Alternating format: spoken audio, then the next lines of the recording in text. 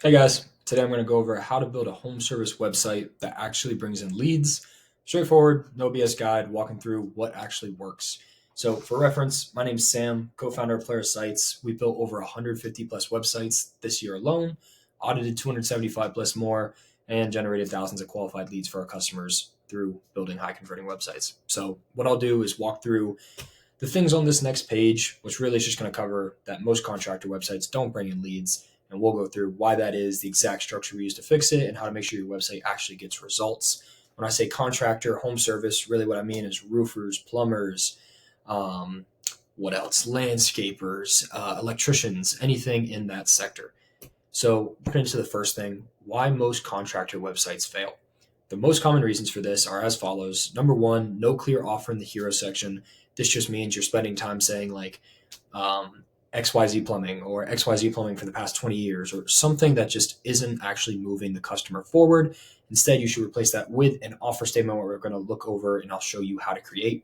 Next, way too much text. You just have text literally everywhere. No graphics, no photos, no visuals, no segmentation or like breakdown into different sections. You just got text everywhere, paragraphs that no one wants to read. Third, it's all about you, not your customer. You're writing it all from the point of view of what you guys have to offer versus what the customer wants to buy. So all we're trying to do is just break down exactly what the customer wants, the things they desire, the outcomes they want, and then we can showcase that on the site. Lastly, no clear user journey or call to action. Really, all that means is you don't have enough easy ways for people to get into contact. And the other thing, no clear user journey. You're not walking someone down a clear path. You have just sections all over the place with no real intent behind it. And if that is the case, no worries. All we're going to do today is go over exactly how to solve that. So, jumping right into the first thing, we have a 7-part structure that we use. And so, number one, hero section, a clear offer. We're going to break that down in a sec. Benefits or ideal outcomes, just talking about what the customer wants, not what you have.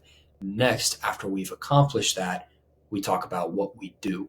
And then the process, what happens next after they choose to start that first step, it's important because it gives people so much more confidence in doing that and actually releasing the information, going through that big, heavy friction moment if they know what will happen next.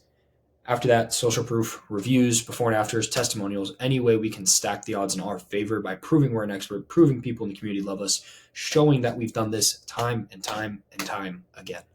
And then wrapping it up, final CTA section, I'm talking about like an embedded calendar link, embedded contact form, something that just makes it easy for a person to take the next step.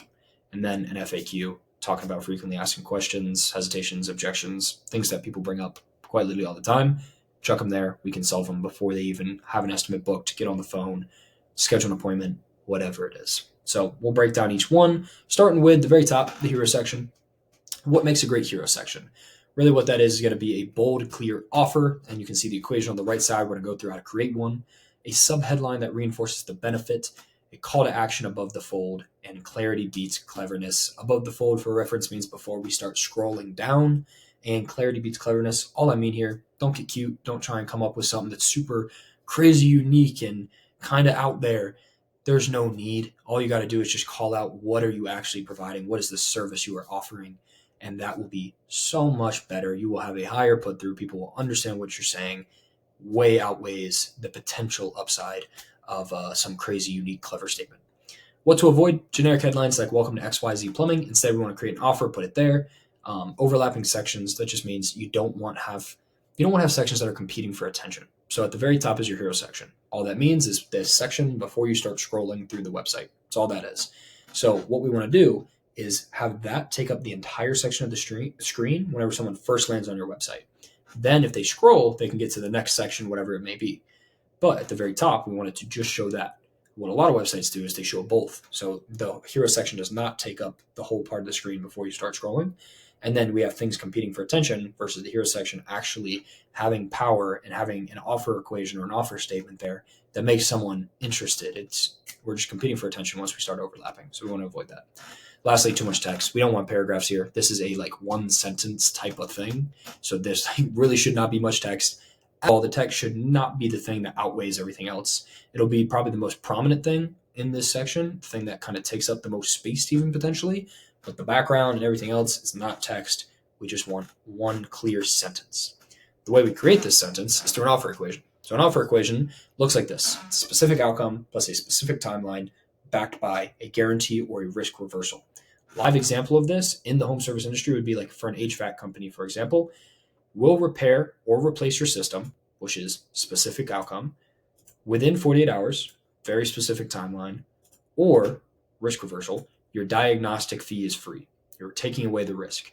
If you don't do it within the timeline that you said that you'd be doing it, you can also view this as a guarantee. Either way, then you will wipe away the fee that was charged at the forefront for the diagnostic, and the total will not include the diagnostic fee anymore. So this is a live example. Another example, for example, the one that we use is, if I forget it here, let me get it back. Launch your site. So launch your site. All that means is that you're launching the website. That's the specific outcome in 20 days, specific timeline, backed by a guarantee or risk reversal of some type, which for us is $0 upfront, just cover hosting.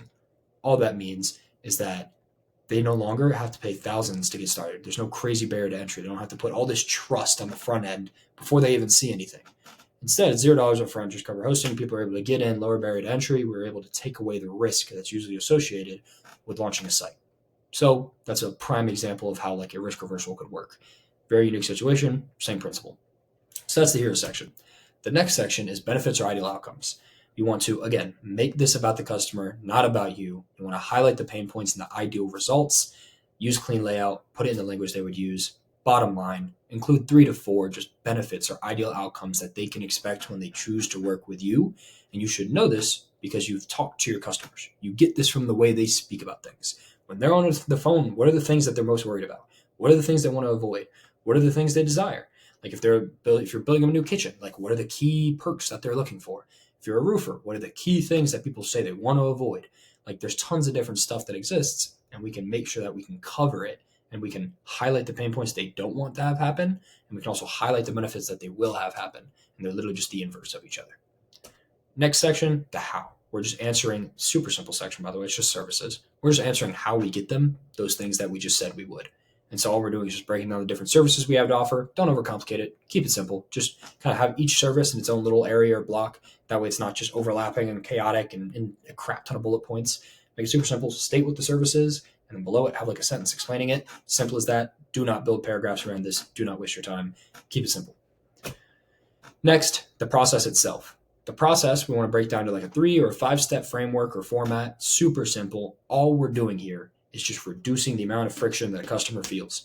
If they're going to take the next step, it will make them more confident. They will feel more comfortable, and it will not harm you in any way, shape, or form if you just let them know what happens next. All it is just giving them the expectation so that they feel more comfortable taking the first like leap or the first step. If they know that after they book their estimate, they will receive a text or a phone call from an expert or a team member letting them know the exact time they're going to show up, they are a lot more likely to take the first step because they know exactly what to expect next. And then if you fulfill on that promise, you've now kept your first promise to them, and they will expect you to keep the next. And it will be this thing where it's like, okay, these people keep their promise. And if we can get that feeling towards the end when we talk about social proof, we can stack that up. And then on top of that, they're more likely to refer you out. There's a million positive benefits of being known as someone who keeps your promises. This is one very small way to show that you keep your promises. So no harm. Great add-on. After that, social proof. Probably one of the most important things we'll talk about today. In regards to social proof, really what we're talking about here is stacking reviews, photos of our work, and if possible, video testimonials. What we want to do here is stack as much authentic, not perfect, but authentic material that proves we are experts. We know what we're doing. We've helped people like this before. We've done this a million times over. We're just trying to crush the objection that people have like lurking in the back of their head that are they going to pay for something and then not get what they expected. It's like if you hire someone to hardscape out your backyard and you wanted a sweet patio and instead they give you some shabby, crack full, random piece of concrete, they're not going to be happy. And so if you can showcase from before and after photos a million different projects that you've done before, video testimonials of smiling, happy customers on their back patio, and you have like 60 plus Google reviews rotating right there on the screen, they are so much more likely to believe you because it's not your word against theirs or your word in general now. Now it's their neighbor's word saying that these guys crushed it. That's the point. So presentation is everything. An example of this is our website. This is how we present our personal testimonials. And we have video testimonials all throughout. We have the 5-star graphic. Long story short, all I'm trying to prove here is that the difference between this versus me just writing down the words that they had and then underneath it just saying the words like customer testimonial, and there's like 2 of them side by side. The difference between that and this wall of proof is like monumental. The amount of care or interest someone would put into this is so much higher, and it would become so much more of a trust building asset than some half effort written thing that doesn't even have a person's name attached to it, or a photo attached to it, or a 5-star graphic attached to it. This is so much more powerful, and this is the most powerful thing of all. I would highly, highly recommend you go after getting video testimonials. A million ways to do it, not the point of this video, but long story short, you can accomplish this and make it super simple. These should not be over 15 to 30 seconds, and all the person's doing is holding up a phone and being like, yo, this is what happened, had an amazing experience with XYZ company, couldn't recommend them more. I had this and this done. This is what it looked like. Can't wait if we have to work with them again in the future. It'll be awesome. Whatever. Close out. That's simple. 15, 30 seconds, not long. And that is so much more powerful than even these, but these are great as well. So collect Google reviews, collect video testimonials, collect proof. Final 2 sections, easy as can be, CTA, FAQ. CTA is call to action. So you can literally ignore all the words. Really what I want you to do here is this: include an embedded calendar link or an embedded contact form. Don't make them click and have to go to different pages and all over the map. You can have that throughout your site where there's buttons they can click. This is literally just an embedded section where it's like, if they just see this, they can immediately take action. So they can immediately pick a time slot, or they can immediately fill out their information to get into contact with you. Super simple. Make it easy, make it big. FAQ, we're going over frequently asked questions that people are going to ask regardless. People always ask this on the estimate, on the discovery call, on the whatever it is that you guys do in your sales process. Just knock it out, get it out of the way. And also a huge thing here, this can be the make or break between someone actually following the call to action and doing it or not. Because with the FAQ, what we're able to do is answer all the questions that might be lurking in the back of their head. We've hopefully answered a lot of different stuff and crossed a lot of things through the different sections we've already had. But this FAQ is all those weird odds and bits that might not fit in. So examples, how soon can you start? What's included in the estimate? Are you insured? Whatever questions people are just always asking or worried about, put them there. That way they can have their questions or their fears kind of overcame, and they're willing to that next step, that friction point of giving out information, booking a call, or getting contact information given out, whatever it is. So that's the goal of these last 2 sections to wrap up the homepage. And really the TLDR, the bottom line, the only 2 things, if you had no more time, that I would focus on is number 1, the hero section. Spend time on your offer. Don't take 5 minutes, take 30 minutes, an hour, sit down, come up with a real qualified offer that you would be interested in taking. Something that actually puts skin in the game, something that affects not only the customer, but you, and hopefully the customer in a very positive way. Something that would make them be like, oh crap, these guys are actually different. These guys care. These guys know what they're doing, or else they wouldn't be willing to do this. That's an offer.